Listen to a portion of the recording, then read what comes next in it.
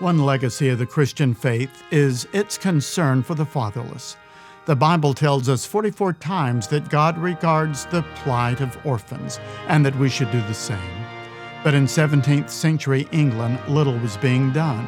It was commonplace to see babies left on doorsteps or abandoned in latrines. London had its fashionable spots, but much of the city was gripped by poverty and disease, with thousands living atop one another in muddy and garbage-filled slums. Captain Thomas Coram, 1668 to 1751, a devout Anglican and a friend of Charles and John Wesley, determined to do something. Coram, who really wasn't a captain, the title was honorary, was a trader on the high seas. He had been sent by a group of merchants to set up the first shipyard in Massachusetts. Returning to London after 10 years in the colonies, he was shocked to learn that London had become a city of abandoned babies, left to die on dung heaps, he complained to anyone who would listen. Not being a wealthy man, Coram approached the rich men of London soliciting donations for a hospital and for an orphanage for foundlings, infants found on the streets.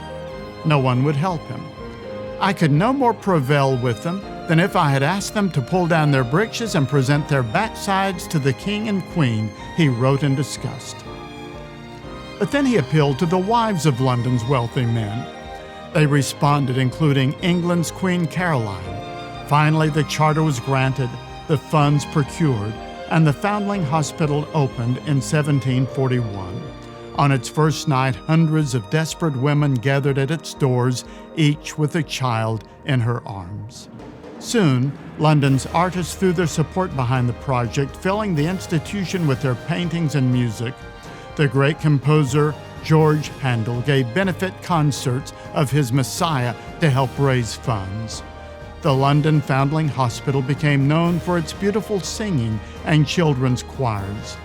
In 1796, the Foundling Hospital published a hymn book entitled Psalms, Hymns, and Anthems of the Foundling Hospital, London. Pasted into the cover of this book was an anonymous hymn entitled Praise the Lord, ye heavens adore him. To this day, no one knows who wrote it, but it will forever be associated with God's love for children and his concern for the fatherless.